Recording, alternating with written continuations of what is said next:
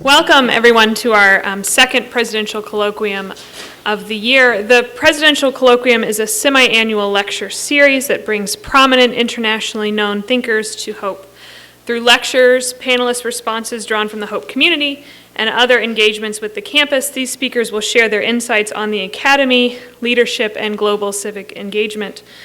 The desire is that they will challenge Hope to deeper conversation on these topics, which furthers the college's mission to educate students for lives of leadership and service in a global society. Our speaker today, Dr. Russel Botman, certainly fits these criteria so well, and I'm so happy to be welcoming here today. I'm going to welcome President Knapp to come introduce our speaker.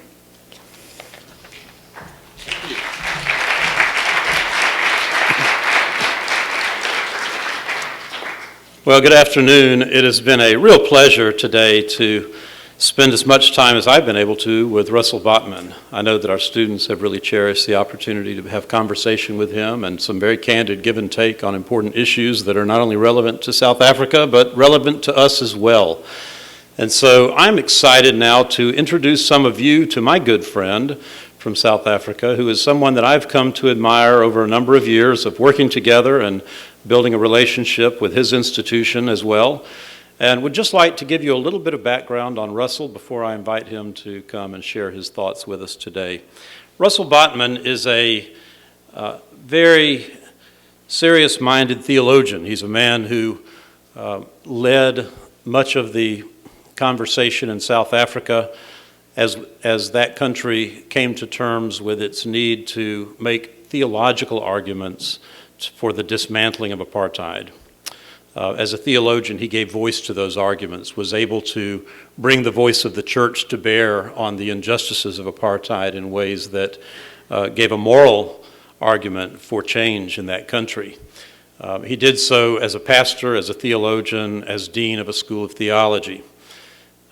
After the fall of apartheid, as the country began to make its transition to a new democratic South Africa, it was Russel Botman who chose to go to Stellenbosch University as a member of the theology faculty and to lead a Center for Theology and Public Life. That itself might have been viewed as a courageous move. Stellenbosch University, one of the finest universities in the Southern Hemisphere, was also for many, many years an institution that was a bastion of apartheid thinking and leadership. It was the university that graduated all of the prime ministers who served in the apartheid era. And it was the university that in many ways was the center of thought leadership for the apartheid regime. It was the university where social scientists and even theologians worked together to design and justify apartheid policy. And so for Russel to choose to go to Stellenbosch, to join the faculty of the School of Theology, and to help that institution begin to find a new voice for itself in the new South Africa was indeed a courageous move, and a move that was appreciated and perhaps even was a bit of a surprise to some of his colleagues that he had chosen to go to Stellenbosch. But his leadership at Stellenbosch was exemplary.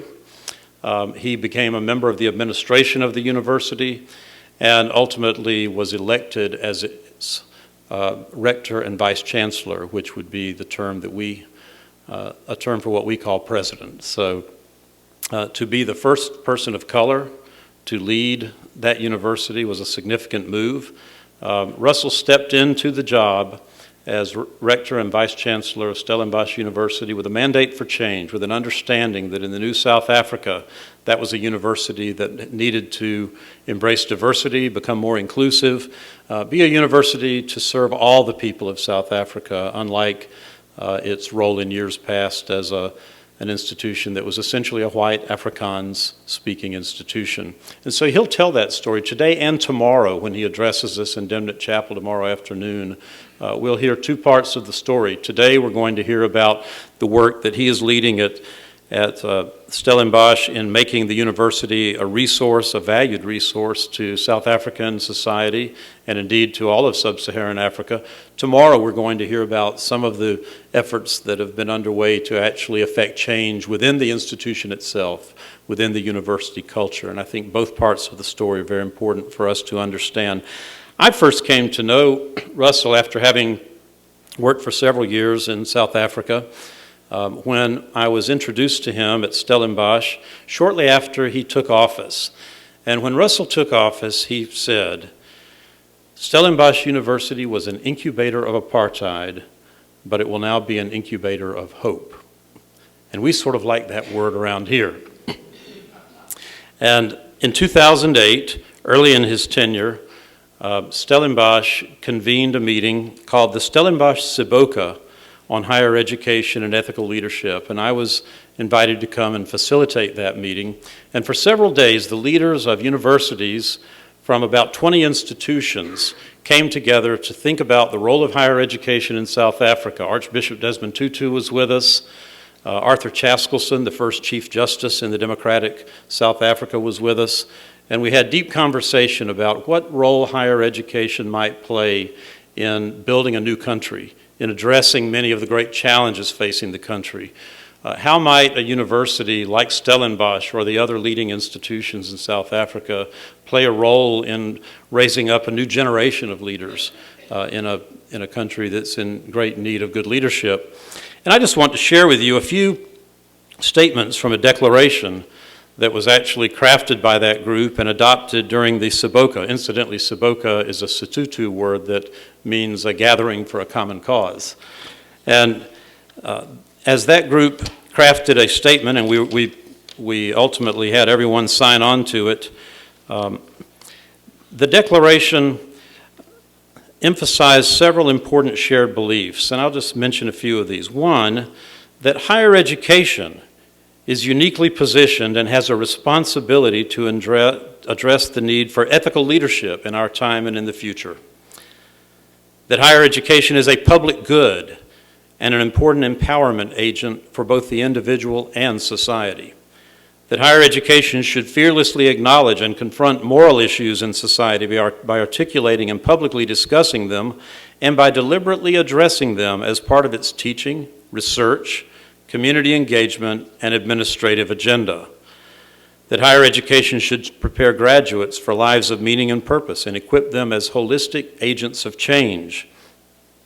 And that higher education should engage in substantive collaboration with other parts of society, such as government, communities, NGOs, and the corporate sector, to promote a moral and ethical society for the common good. Well, in fact, following that meeting, Russel Botman went to work on designing and launching what became known as the Hope Project. And the Hope Project embodies all those principles that I've just articulated for you.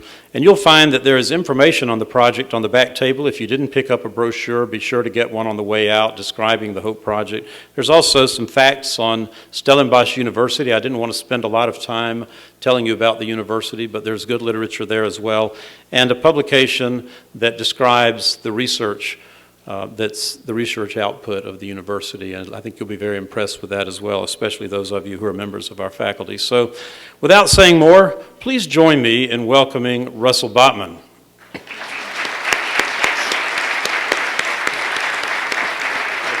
Thank you.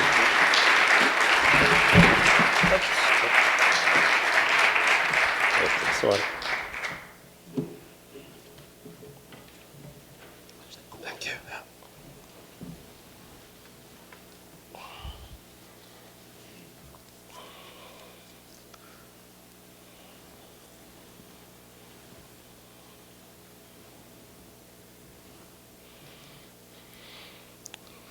Thank you very much for the words of welcome.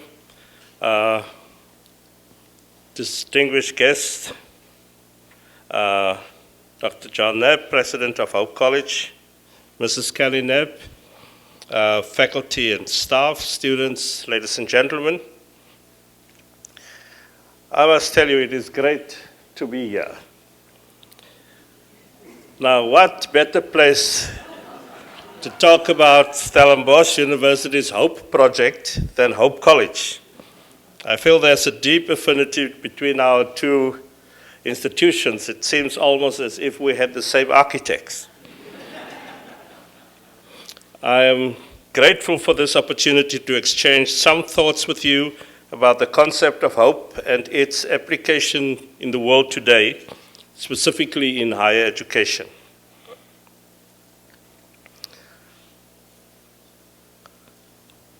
I must ask you one thing, Daniel.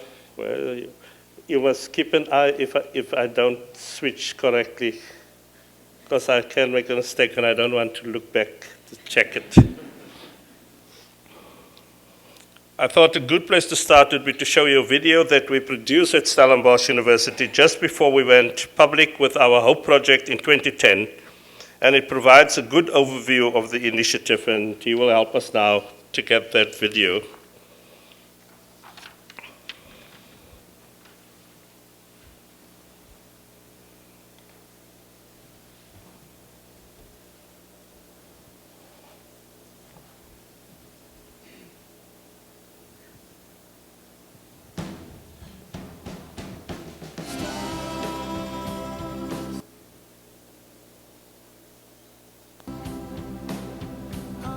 Shining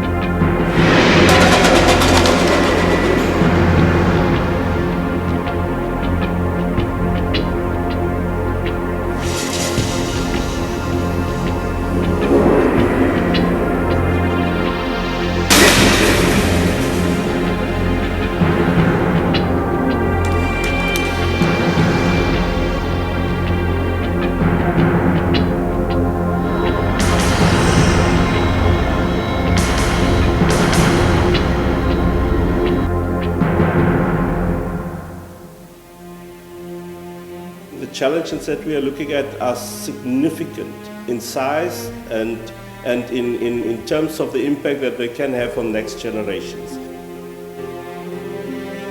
The whole question of climate change, the whole question of what's happening to peace and security and the uncertainty of people in terms of will we be secure next time around? Can I get onto a plane? Can I walk the streets? What we need is to pull the strengths of our knowledge base throughout the world and make the best of the solutions that we can find to make the world a safer place, a greener place, and to make the world a place in which people feel that democracy is solidly in place everywhere.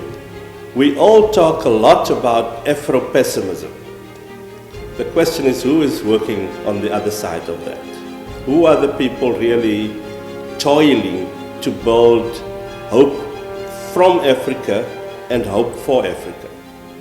And what we want to do we want to be seen as part of those who have accepted this challenge, to turn around all forms of Afro-pessimism and to begin to build the notion of that Africa is a place of hope.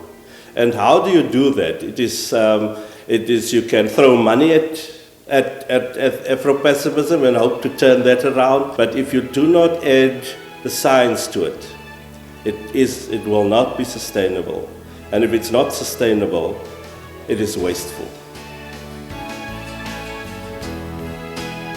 The main challenges facing leading universities today are the challenges of how you deal with your core competencies, that of teaching and learning, research and community engagement in a fast-changing world with careful consideration of the university's proven strengths. At Stellenbosch University, we have taken a conscious decision, building on the strengths that we have, to focus on 5 areas in which we can make the biggest contribution to the developmental agenda. The eradication of poverty and related conditions, the promotion of human dignity and health, the promotion of democracy and human rights, the promotion of peace and security, including food security, and the promotion of a sustainable environment and a competitive industry.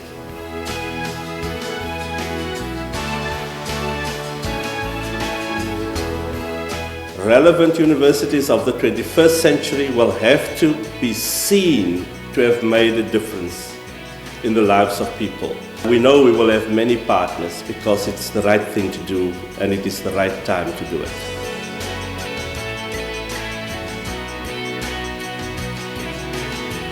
The whole challenge is to take the science and knowledge that we have and we put it behind questions that would raise the level of hope in a society. It is science that builds the hope.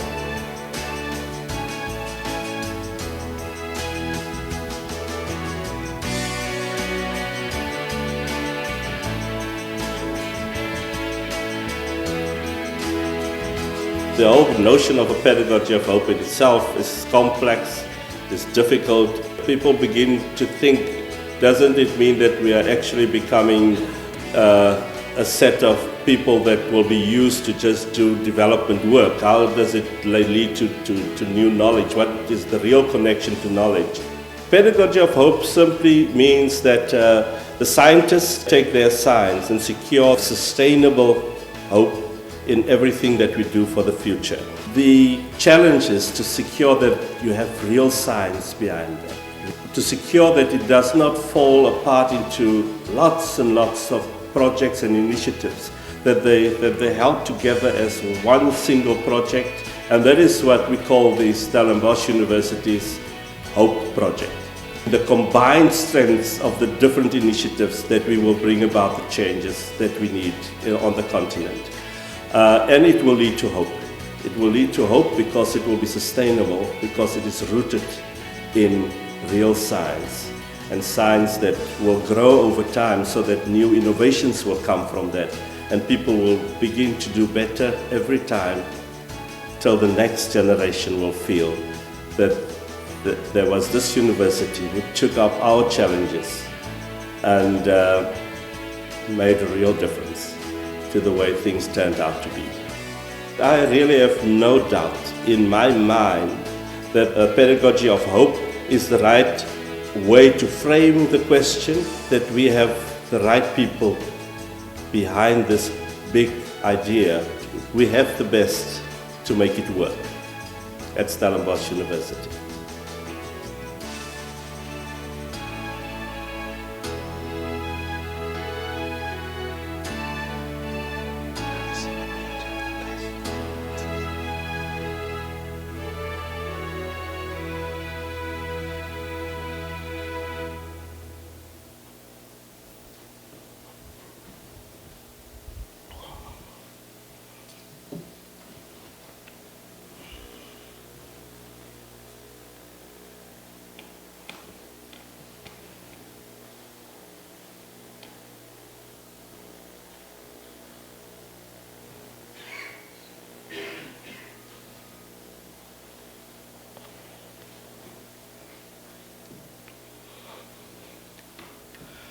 Thanks for watching.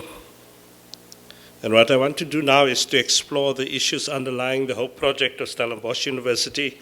I want to focus on how it has helped us in our quest for academic renewal, which was the real important challenge for our university. And let me start by giving you some more background. Stellenbosch University is one of 25 public universities in South Africa. This has recently gone up from 23 to 25 with the addition of 2 new universities in the country. The country has a combined university enrollment of 950,000 students, which is set to rise to 1.6 million by 2030 as the planning of the country goes. Oh, yes. Stellenbosch University is situated at the southern tip of Africa, in the town of Stellenbosch, approximately 50 kilometers east of Cape Town. Our roots date back to 1866, and we have since become one of Africa's leading research-intensive universities. Stellenbosch has approximately 900 academic staff members and 28,000 students. More than a third of our students are at master's and PhD level. 13% are international students from 101 countries worldwide. And our 10 faculties, and you've seen that we have the military faculty as well, which was an important part of the old design. Our 10 faculties are spread over 5 campuses in the region. Stellenbosch was at one stage called the cradle of apartheid because it had produced a number of apartheid prime ministers. However, we have since become a national asset at the service of all the people of our country. The transformation of Stellenbosch University is a very interesting story. The institution's new direction was signaled by an important policy statement in the year 2000, its strategic framework called the framework for the turn of the century and beyond. The aim was to reevaluate our priorities in light of both the birth of a democratic order in South Africa and the dawning of the 21st century and its knowledge-based economy. On the one hand, this called for Stellenbosch to build on the high levels of excellence it had achieved as a world-class university, but on the other hand, it also required the institution to change fundamentally. So in its 2,000-year strategic framework, Stellenbosch unequivocally acknowledged that it had been complicit in the injustices of the past. That was an important step for us as an institution. But there was more. Stellenbosch also realized that it would be necessary to make amends. So in its new strategic framework, the university also expressed a commitment to redress and to development.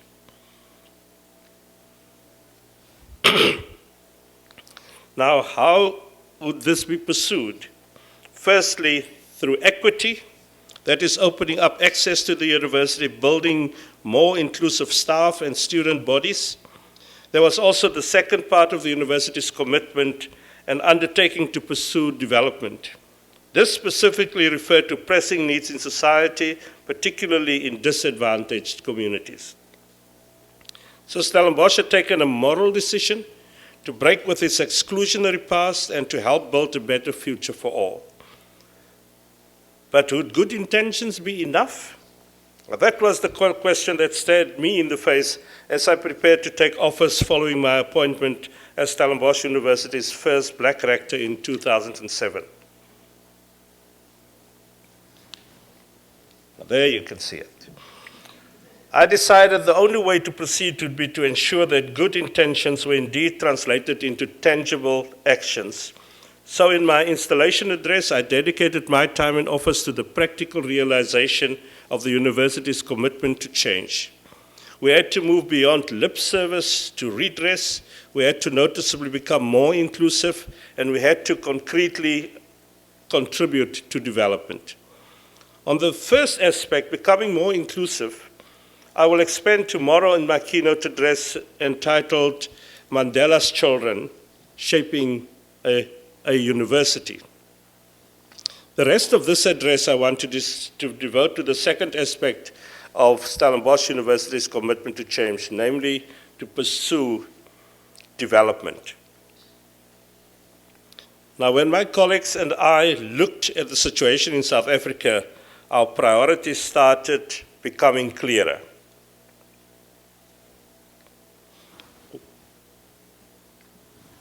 What we saw was that the vote which had brought us political liberation in 1994 did not free the majority of the population from hunger, disease, homelessness, exploitation, corruption, violence, pollution, and unemployment.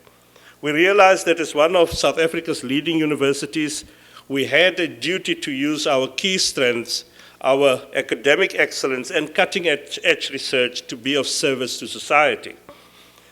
One of my first acts as rector was to seek ways of inspiring my college to consider a science for society approach. And by science, we mean both in the humanities and in the natural sciences. I proposed that we establish a pedagogy of hope at our institution, something that should become part of the way we think. This would encompass not only the university's learning and teaching function, but also its research and community interaction. The idea of a pedagogy of hope for Stellenbosch was something that we picked up in a notion that was coined by the work of a Brazilian educator and philosopher, Paulo Freire. Now, it was this book, Pedagogy of the Oppressed, his book, Pedagogy of the Oppressed, and his later work, Pedagogy of Hope, reliving a pedagogy of the oppressed, that had led to a global emphasis on a critical pedagogy within education. Now, in A Pedagogy of Hope, Freire tells the following story. He asked a young man one day, "How do you see your future?" And the reply was, "Sir, I have no tomorrow that is any different from today, that is any different from yesterday." That shocked him, the despair in the statement. So he went back and started working on the question of how to use education to make a difference by generating the vision of an alternative future, a future that would fill the next generation with hope. Now, tying the story back to Stellenbosch, I proposed to my colleagues that we could kindle hope where it was needed most by following a science for society approach in all the functions of the university. I said we could give our own content to the notion of a pedagogy of hope. We don't have to just take over Paulo Freire's content for it. And it was a good thing that I said so, because by then already many people Googled Paulo Freire and got scared. And I'm proud to say that the university community as a whole pulled together to make this a reality. Out of a university-wide process of intensive consultation that followed, consensus soon emerged that the global priorities had already been captured in the Millennium Development Goals of the United Nations, which world leaders had agreed to in the year 2000. From this, we have distilled the 5 themes for the university, as you saw in the video. And all we did was to ask ourselves, where is the place, the document, the content, the research that helps us understand that internationally people think there is hope, and in which areas are they to be found? So the Hope Project developed out of these very important themes: eradicating poverty and related conditions, contribute to human dignity and health, consolidate democracy and human rights, promote peace and security, and balance a sustainable environment with a competitive industry. Now, these themes are pursued in each of the university's 3 core functions: teaching and learning, research, and community interaction. And they find practical application and expression in various initiatives developed by our staff and students with a view to making a tangible difference in society. And that just gives you an idea of how it actually worked in all the different areas of the university. I had invited the deans to ask the people in their faculties to submit their best ideas and their strongest proposals, no more than 2 per faculty. The first kind of proposals would be projects that they had wanted to undertake before, but which could not be executed as because of the struggle for either a strategy or because they struggled with resources to support it. The second kind would be new proposals, big, bold, strong ideas that embodied our Science for Society approach. This led to numerous initiatives which, together with our 5 development themes, make up Stellenbosch University's Hope Project. And it was great because asking the deans meant that the deans had to take responsibility for the leadership in it, and it was not something that even if they would ask all the departments to give their views, the deans had to make the selection and put the dean's stamp on it and secure that it would become part of the faculty's future plans. Our Hope Project is an institution-wide attempt to put our academic excellence and cutting-edge research to use in the search for solutions to some of the most daunting challenges facing society. But it goes beyond these 5 themes and individual initiatives. The ethos of the Hope Project has become embedded in the fiber of the university. If you go now to a person working at Stellenbosch University, and I've seen it just a month ago when the minister was there, Minister of Science and Technology, they met with somebody working in biodiversity. And she asked the person, now, how would you describe your time at Stellenbosch? And he said, Minister, if you look at my CV, you will see there was me before the Hope Project, and they'll see me after the Hope Project. Before the Hope Project, I worked on my own. I did my research. I published it myself. I thought I don't actually need the engagement with other people or with other colleagues or even with people in schools and in society. He said, thereafter I learned that actually I can contribute to science in a school by taking my science and put it behind those society. And he said, unfortunately, now I've been offered a job in Australia because of the success of the Hope Project. As such, the Hope Project was the catalyst that has led to deep-seated academic renewal across the whole institution. And the idea was that we should be able to see it in the changes of people's CVs, in the way they express it, look and see it in the way they write their research outcomes.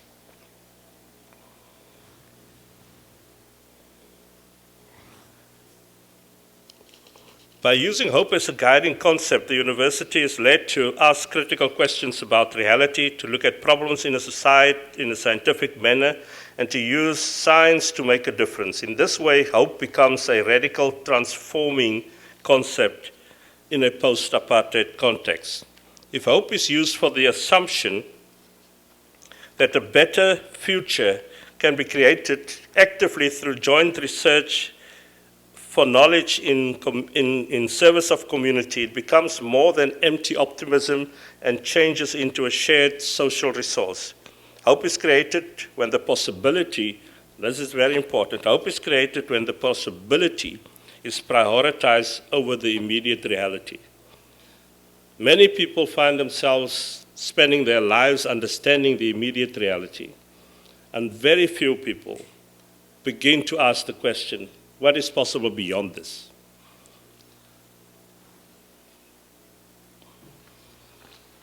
In other words, the university does not simply accept the current reality as the beginning and end of everything, but takes an important, as point of departure the assumption that another and better reality can be cultivated by creating, applying, and sharing new knowledge. And I'd like to give you some examples of that. In the complexity of issues that affect the sustainability of human lives and livelihoods in South Africa, poverty stands out as one of the most pernicious. It has a devastating effect on the population, not least of all on their health status. Medical doctors speak of the diseases of poverty to collectively describe health conditions and disabilities that are more prevalent among the poor than among wealthier people. Those who suffer the most are frequently found in rural areas, because that is where economic underdevelopment is often at its worst. Approximately 40% of South Africa's population is rural, and their health status is generally worse than that of urbanites. Now, medical doctors are generally trained in urban areas, mainly at university faculties linked to major academic hospitals. So they get limited exposure to the kind of health issues faced by people in rural areas. The other problem is that once they qualify, relatively few young doctors tend to settle and work in rural areas. The result has been a huge shortage of medical doctors and other healthcare professionals in rural communities, and insufficient knowledge and insight into the health issues of people living there. The challenge has been taken up within the framework of the Stellenbosch University's HOPE project. Our Faculty of Medicine and Health Sciences developed a groundbreaking initiative called the Ukwanda Rural Clinical School. It is the first initiative of its kind in South Africa, and it caters specifically for the needs of rural communities. This clearly is important in Africa because 50% of the continent's population is rural. That is more than 500 million people. So the big challenge is how to secure that we help doctors to feel confident that they can be successful in a rural context and that they can go work there. And how do we get enough doctors that can challenge the government to spend resources in rural communities more than we're doing now? But I must tell you about the Desmond Tutu TB Center, an initiative that also attaches great value to working at grassroots level in communities, and it does a lot of work for the study of tuberculosis. Archbishop Emeritus Desmond Tutu is well known as a Nobel Peace Prize winner and a passionate voice for justice worldwide. Not many people know that he suffered TB as a child. And we are proud that the Arch, as he is affectionately known, has lent his name to the Desmond Tutu TB Center in our Faculty of Medicine, which is also part of the HOPE project. His involvement helps to boost important research in the fight against TB and HIV/AIDS, particularly for children and infants. He goes to school with our doctors to try and continue to support their work. The center's mission is to improve the health of vulnerable groups by influencing policy through new knowledge created by research, specifically on TB and HIV.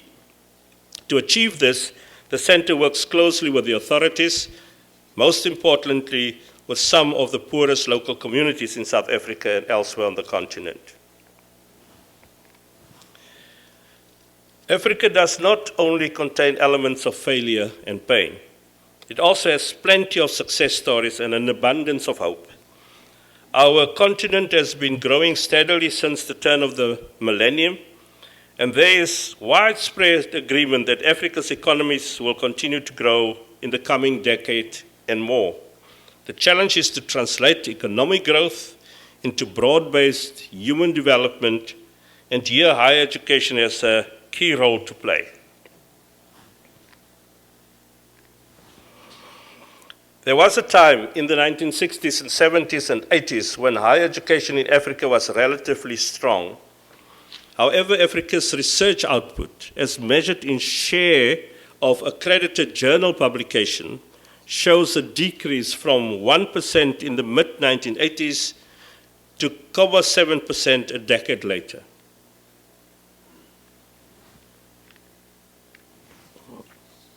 The problem is multifaceted and resists simple solutions, but includes the fact that the lure of better opportunities in more advanced regions has led to a brain drain out of Africa.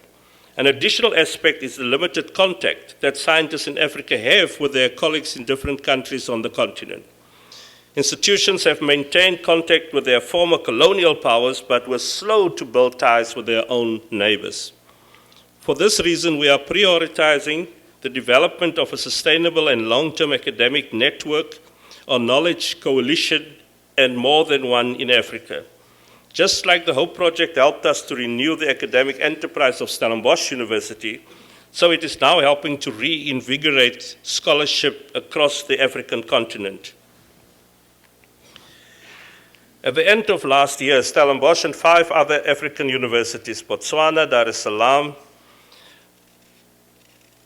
in Tanzania, Makerere in Uganda, Nairobi in Kenya, and Namibia signed a letter of intent to continue work together to build African expertise and to use new technologies to facilitate lifelong learning.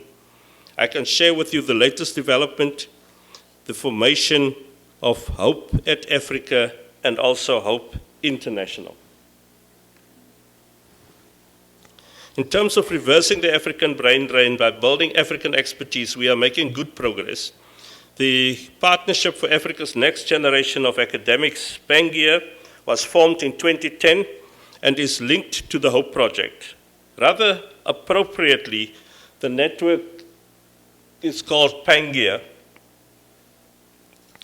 and it invokes the idea of Africa as a supercontinent, but this time of the future, not of the past.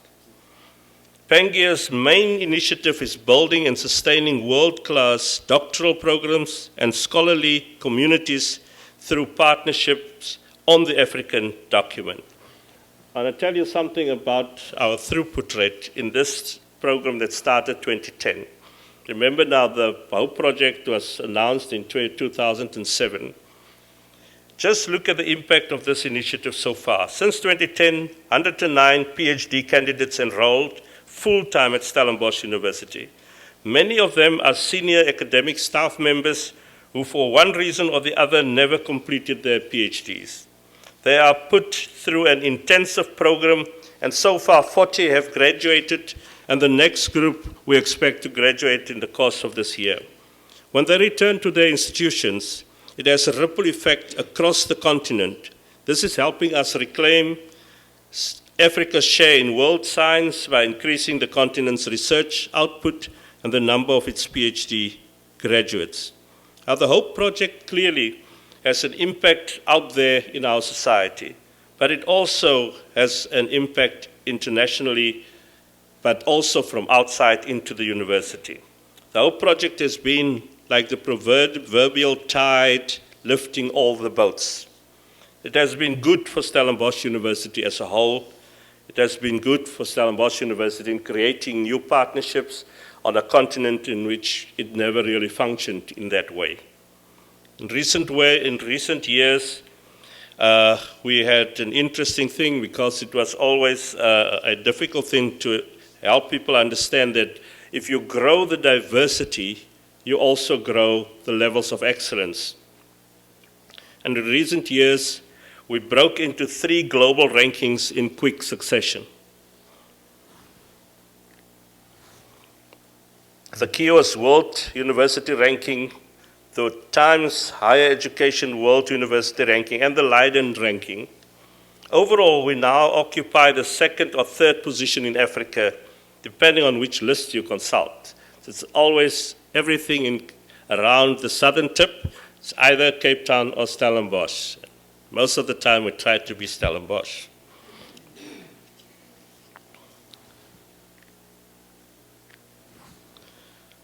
We are now the continent's most research productive university.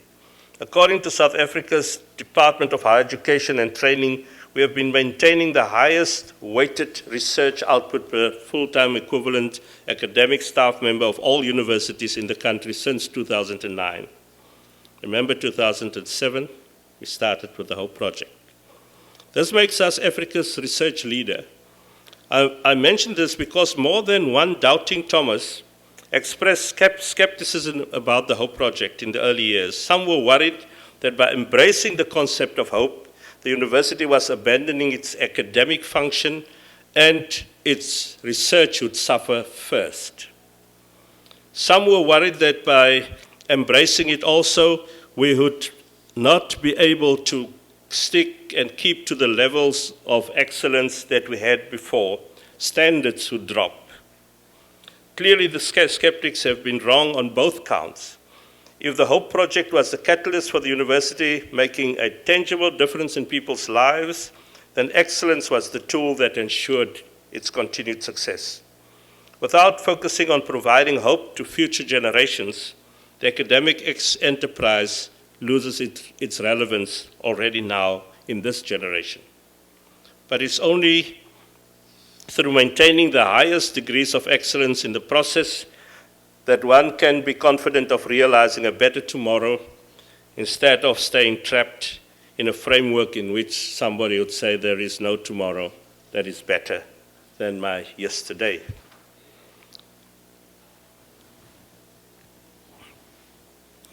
Helping Stellenbosch University move from success to significance has been a most exciting and rewarding journey for me.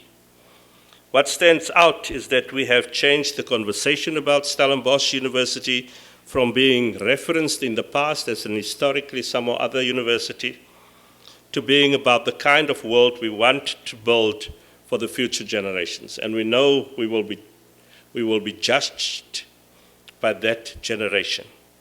Our HOPE project has enhanced respect for what science can contribute to human development, the moral imperative of our time. It has inspired and galvanized our staff and students, leading the academic renewal across the university in all of its functions. I think we can fruitfully discuss all these questions, but behind it, I hope you can see that the power of hope is actually renewing for the institution itself, for the context around it, for its networks, for its partnerships. And that is what the 21st century urgently requires. Thank you.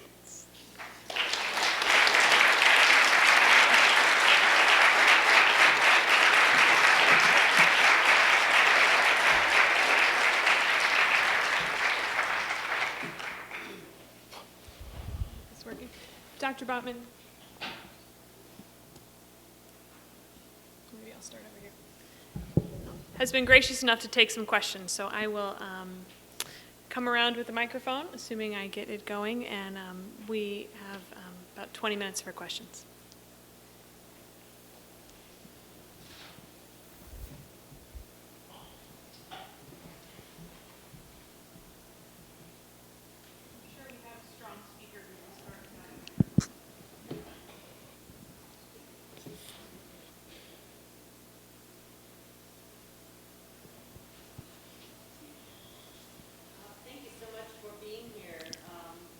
I have a great fondness for South Africa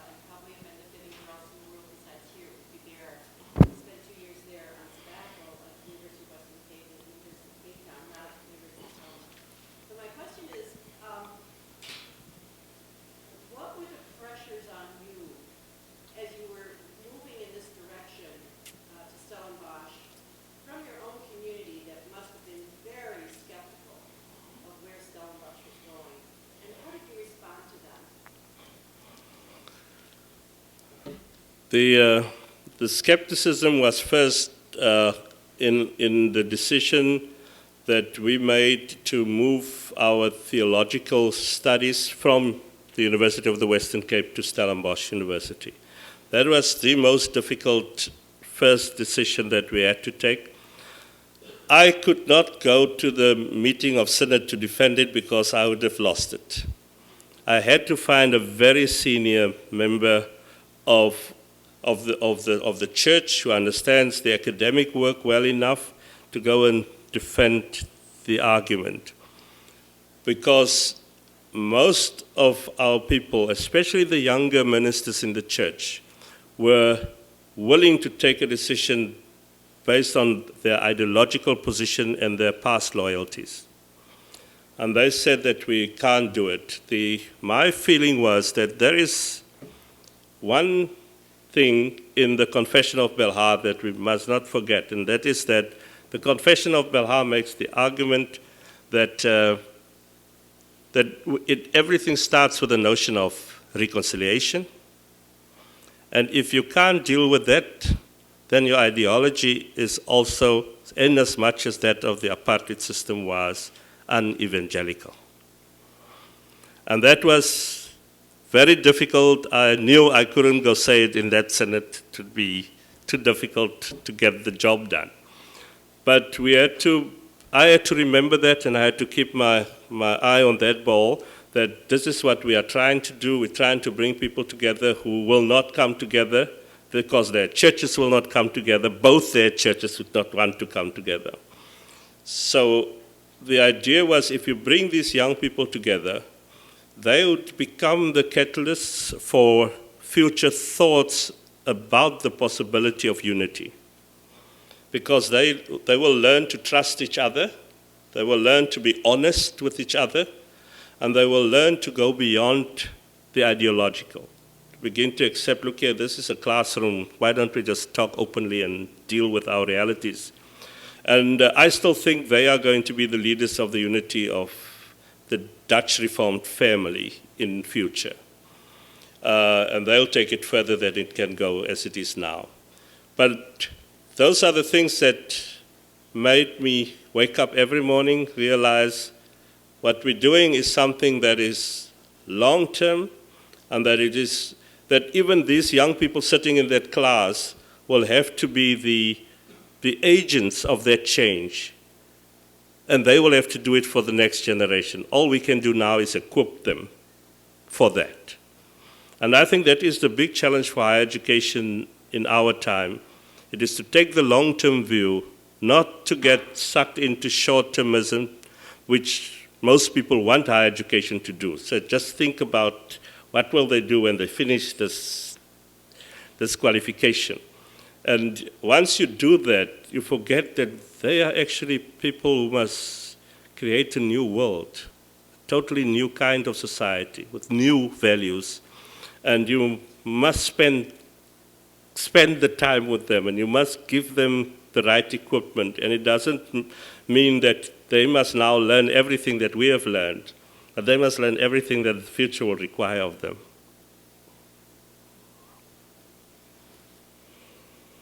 But it was not easy. That I can tell you. It's many a day when I wake up and I look at my life, I thought I could be sitting now in a nice conference somewhere in the world talking about these things and not worried what anybody else says about it.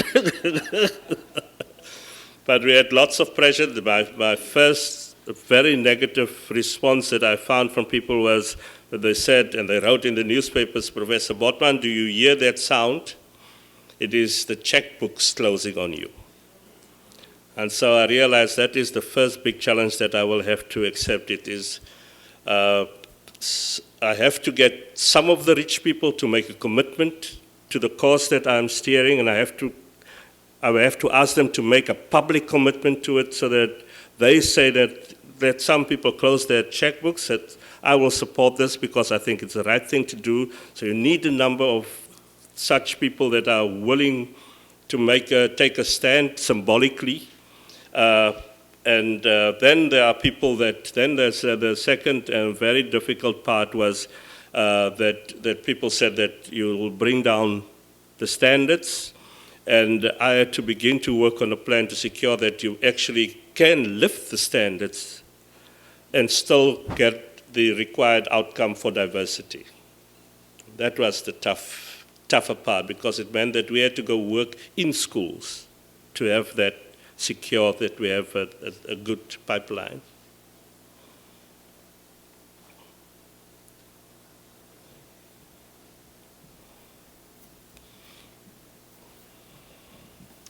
Thank you very much for coming. It was a very, very exciting presentation. I'm a scientist, and I happen to remember about 3 years ago, I saw a paper come out of Stellenbosch about gene kissing, where genes floating in space, when they come into contact with one another, can activate things. That's exciting research. What kind of exchange opportunities have been taken on at Stellenbosch to interact with other universities, both within Africa and South Africa, within Europe and within the United States? Because it seems like the excitement of science could be something to really motivate and drive people to come together. That's right, yes, and I think you're right. It is when we started Stellenbosch, it was just the idea of asking faculties to give us two great ideas that we can support. And I went to council and I asked the council to give the first investment so that I can ask other people to support it further. And it worked quite well, but it is true. What came out of that was an excitement that I also underestimated. I didn't think we'd get that high level of excitement about what I'm doing, because now I know why I am doing it. And that gave people a feeling of exhilaration about getting up, meeting. They would meet 7 o'clock in the morning in restaurants. When I get there, I see the professors sit there in a corner. What are they doing? They're talking about food security, or they're talking about energy. They're talking about human dignity. They're talking about what's happening to women in the country. And they're beginning to put together research work across the board, everything from health through into the questions around psychology. And that is what I think happened. And you're right, we have to find, and that is why I said something about this whole idea of Hope International. We thought that we should actually take it to a next step. And we started with the universities around us on the continent, and now we're thinking of how do we go further. And we really hope that we can find support that we can with Hope College and with some other partners, find support to do some good research about the meaning of on the one hand, the meaning of hope in the different areas of what we do, to begin to feel that we're actually contributing to where the world can be going, what is possible, instead of what is just there.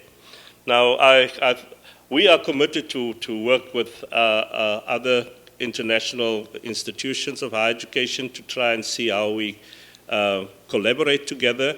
Now we begin to take this further. Then I'm sure Hope College should be an important role player in such a process. Thank you for being here. So with some of the challenges we have in our country, like racism, and if you ever look at the comments in any of the publications, the racism is pretty prevalent. And obviously South Africa has even more substantive challenges than we do, but there's, I think, sometimes more honest conversation in South Africa.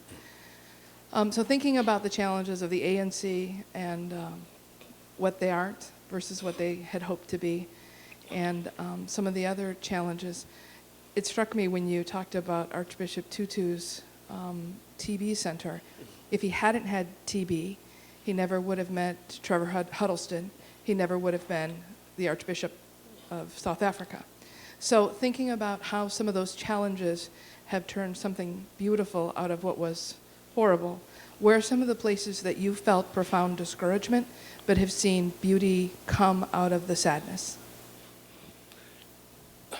The first thing I must tell you, it is on the question of of racism and discrimination. The most interesting things that I have seen are happening now at Stellenbosch University. The conversations among students, we asked our visual arts students to do a project on campus that would help us get the stories from students about what they see, how they see the university.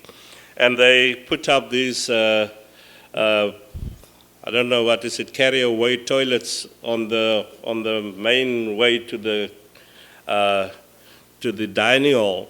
And then outside they said, come, make your most private thoughts about the university public so that they know about it. And that is where we actually gathered most of the stories about where they feel discriminated and where they actually feel empowered and where they actually feel we shouldn't worry too much about them. They are strong enough now to deal with the questions around them. But we're seeing a new generation that can talk to each other better than a generation before them. But the major challenge for me is still the Stellenbosch University is, of all the universities in the Western Cape, is the only rural-based university, in the sense it's got its feet in the agricultural heartland of the Western Cape. And now beyond that, there are the other areas. We have a very important responsibility to those people. There are also the people who live on farms owned by other people and who can be thrown off at any time.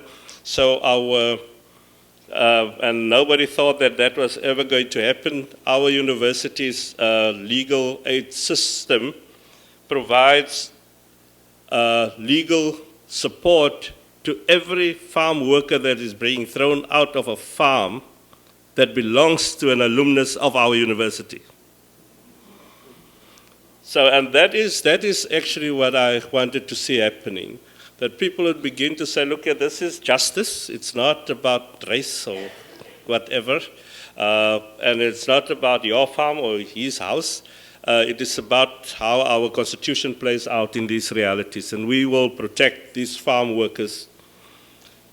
And the way in which I framed it in the early years, in 2007 when I was appointed, is that I want to secure that when I finish my first term, that the daughter of the farm worker would have the same opportunity as the son of the farmer. And it was a scary thing that I said that time, but I think you can see that now people at the university are beginning to rally around these questions and saying that socioeconomic rights, the biggest challenge in South Africa, it relates to all those themes, and if we don't get government to promote those rights and protect those rights, it will be trampled upon always because we just continue as if the world is the same. But our government must be challenged to do a lot more, and at the same time, we must remember that we have a very young democracy. We've gone through a process where we fought to get the right to vote, but nobody ever taught us how to live together. And our biggest challenge is to find the keys into each other's lives. And it's hard, but it's only possible in institutions such as universities and schools and churches. Outside of that, we are scared to walk on the same side of the road.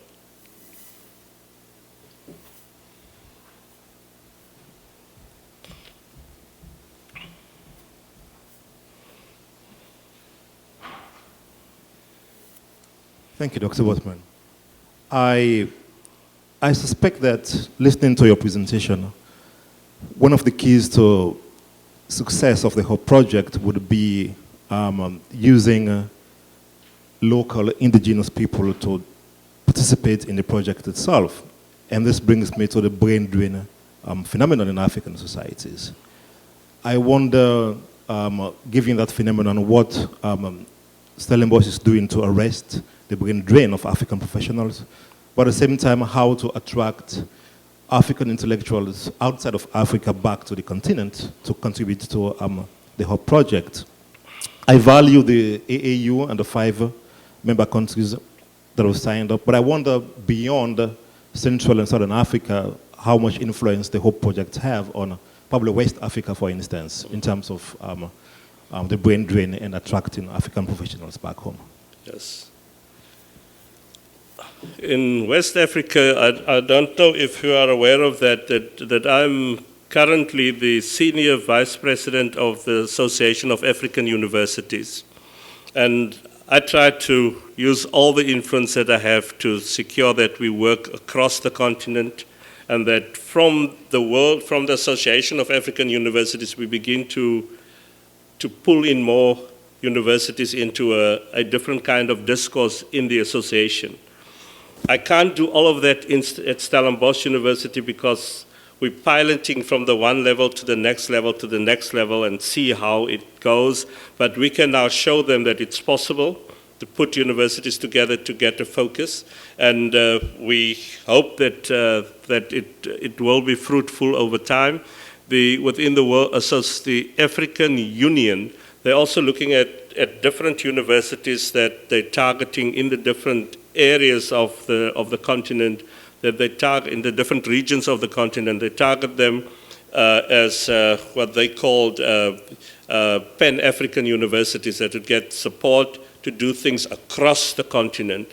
I think that is going to be the real change maker because they have significant funding, and they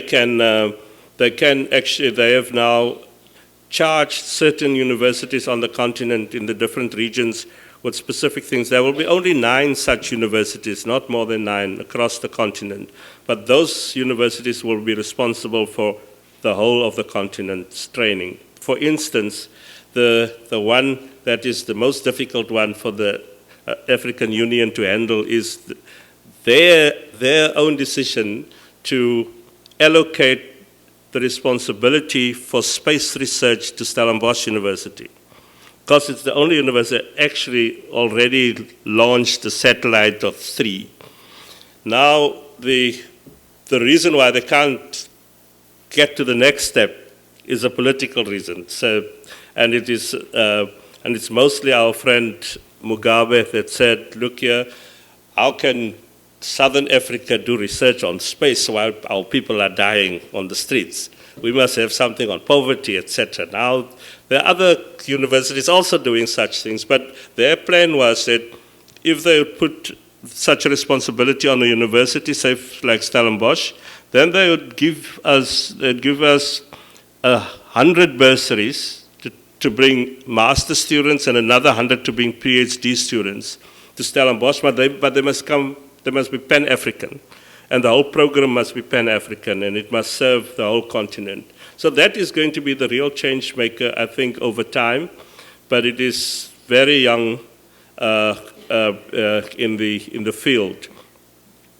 What I think will happen if we give ourselves another 10, 15, maybe 20 years is that many younger academics will return to South Africa that are in the diaspora. Because they left, many people say it's brain drain out of Africa. It is, you can't become a person with a career in higher education if actually there's going to be less research and less opportunities to build your career. So then you leave it and you go to a place where you can build your career. But I think actually Africa must be ready to allow people to go away for 10 years and prepare to bring them back as soon as possible after 10 years. So they can build their careers and come back to build the PhDs of the continent. But now with the new technologies, you don't actually have to go back to Africa to do it. You can actually do it from anywhere. We have to just find new ways to interact and create collaborations. We have time for one more question.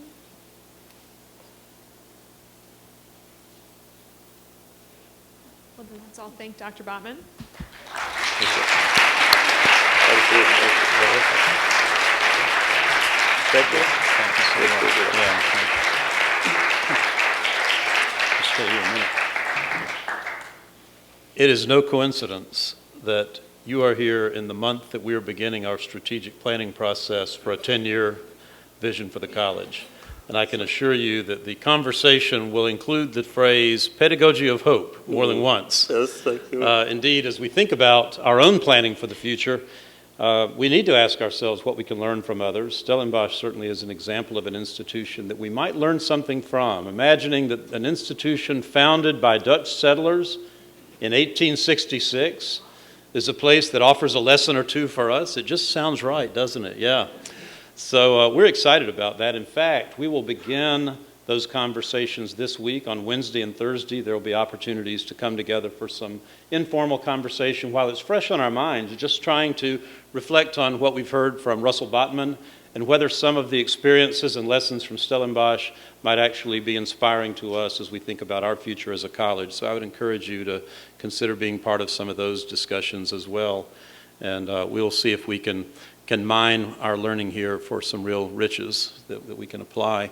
I want to remind you also that tomorrow it will be a very special occasion at Dimnett Chapel at 4 p.m. when Professor Botman is giving his keynote address, and at that time he will be awarded an honorary doctorate by Hope College.